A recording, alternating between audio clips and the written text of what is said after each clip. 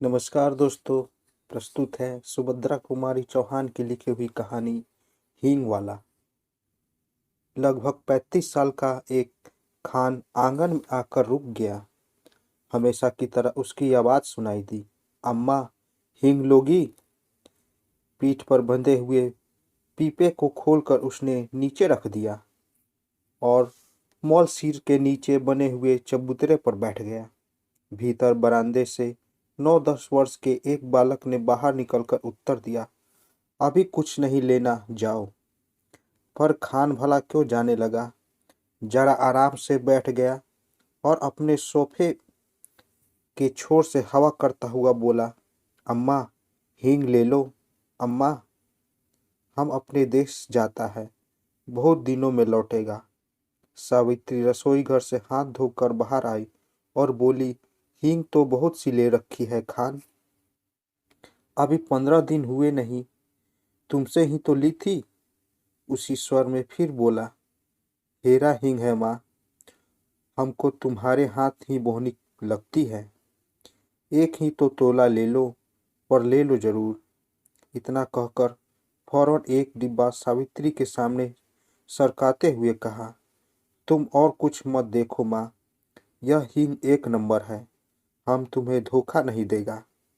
सावित्री बोली, पर हींग लेकर करूंगी क्या? ढेर सी तो रखी है। खान ने कहा, कुछ भी ले लो अम्मा, हम देने के लिए आया है, घर में पड़ी रहेगी। हम अपने देश को जाता है, खुदा जाने कब लौटेगा। और खान बिना उत्तर की प्रतीक्षा किए हींग तोड़ने लगा। इस पर सावित्री के बच्चे नाराज हुए। सभी बोल उठे, मत लेना माँ, तुम कभी मत लेना, जबरदस्ती तोले जा रहा है। सावित्री ने किसी बात का उत्तर न देकर हींग की पुड़िया ले ली। पूछा, कितने पैसे हुए खान?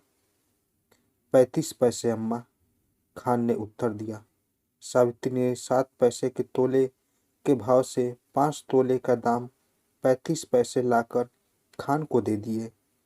खान सलाम करके चला गया, पर बच्चों की माँ की यह बात अच्छी न लगी।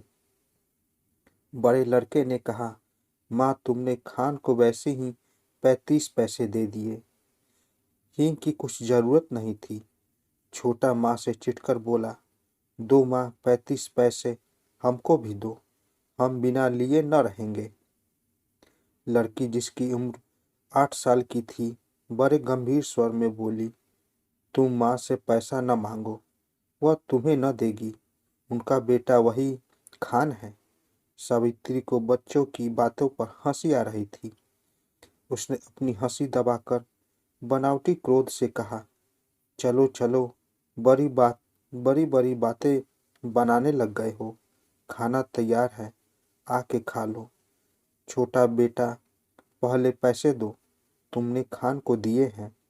सावित्री ने कहा, खान ने पैसे के बदले में हींग दी है, तुम क्या दोगे? छोटा बोला, मिट्टी देंगे। सावित्री हंस पड़ी, अच्छा चलो, पहले खाना खा लो, फिर मैं रुपया तुड़वाकर तीनों को पैसे दूंगी। खाना खाते खाते हिसाब लगाया, तीनों में बराबर पैसे कैसे बटे। छोटा कुछ पैसे कम लेने की बात पर बिगड़ पड़ा, कभी नहीं, मैं कम पैसे नहीं लूंगा। दोनों में मारपीट हो चुकी होती यदि मुन्नी थोड़े कम पैसे स्वयं लेना स्वीकार न कर लेती। कई महीने बीत गए, सावित्री की सब हींग खत्म हो गई। इस बीच होली आई। होली के अवसर पर शहर में खासी मारपीट हो गई थी। सावित्री कभी कभी सोचती, हींग वाला खान तो नहीं मार डाला गया। न जाने क्यों उस हींग वाले खान की याद उसे प्रायः आ जाया करती थी। एक दिन सवेरे सवेरे सावित्री उसी मौलसिरी के पेड़ के नीचे चबूतरे पर बैठी कुछ बुन रही थी। उसने सुना उसके पति किसी से कड़े स्वर में कुछ कह रहे थे, क्या काम है? भीतर मत जाओ, यहाँ जाओ। उत्तर मिला, हींग है, हेरा हींग है। और खान जब तक आंगन में सावित्री के सामने पहुंच चुका था। खान को देखते ही सावित्री ने कहा, बहुत दिनों में आए हो खान। हींग तो कब की खत्म हो गई है। खान बोला, अपने देश गया था अम्मा, परसों ही तो लौटा हूँ। सावित्री ने कहा, यहाँ तो बहुत जोरों का दंगा हो गया है। खान बोला, सुना है, समझ नहीं है लड़ने वालों में। सावित्री बोली, खान, तुम हमारे घर चले आओ, तुम्हें डर नहीं लगा। दोनों कानों पर हाथ रखते हुए खान बोला, ऐसी बात मत करो अम्मा। बेटे को भी क्या माँ से डर हुआ है जो मुझे होता है। और इसके बाद ही उसने अपना डिब्बा खोला और एक छटांग हींग तोलकर सावित्री को दे दी। रेजगारी दोनों में से किसी के पास नहीं थी। खान ने कहा कि वह पैसा फिर आकर ले जाएगा। सावित्री को सलाम करके वह चला गया। इस बार लोग दशहरा दूने उत्साह के साथ मनाने की तैयारी में थे। 4 बजे शाम को माँ काली का जुलूस निकलने वाला था। पुलिस का काफी प्रबंध था। सावित्री के बच्चों ने कहा, हम भी काली का जुलूस देखने जाएंगे। सावित्री के पति शहर से बाहर गए थे। सावित्री स्वभाव से भीरू थी।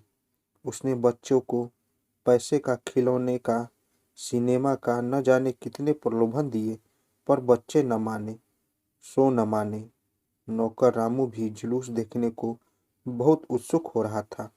उसने कहा, भेज दो नमाजी, मैं अभी दिखाकर लिए आता हूँ।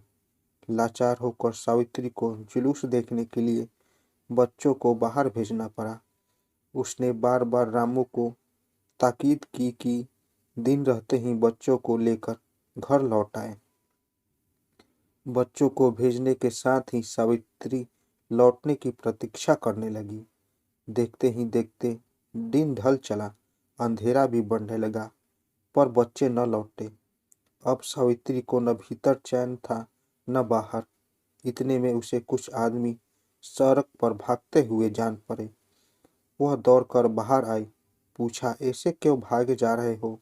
जुलूस तो निकल गया ना? एक आदमी बोला, दंगा हो गया जी, बड़ा भारी दंगा। सावित्री के हाथ पैर ठंडे पड़ गए। तभी कुछ लोग तेजी से आते हुए दिखे। सावित्री ने उन्हें भी रोका। उन्होंने भी कहा, दंगा हो गया है। अब सावित्री क्या करे? उन्हीं में से एक से कहा, भाई तुम मेरे बच्चों की खबर ला दो। 2 लड़के हैं, एक लड़की। मैं तुम्हें मुंह मांगा इनाम दूंगी। एक देहाती ने जवाब दिया, क्या हम तुम्हारे बच्चों को पहचानते हैं माँ जी? यह कहकर वह चला गया। सावित्री सोचने लगी, सच तो है, इतनी भीड़ में भला कोई मेरे बच्चे को खोज भी कैसे सकता है? पर अब वह भी करे तो क्या करे? उसे रह रहकर अपने पर क्रोध आ रहा था। आखिर उसने बच्चों को भेजा ही क्यों था? वे तो बच्चे ठहरे, जिद तो करते ही रहेंगे, पर भेजना उसके हाथ की बात थी। सावित्री पागल सी हो गई।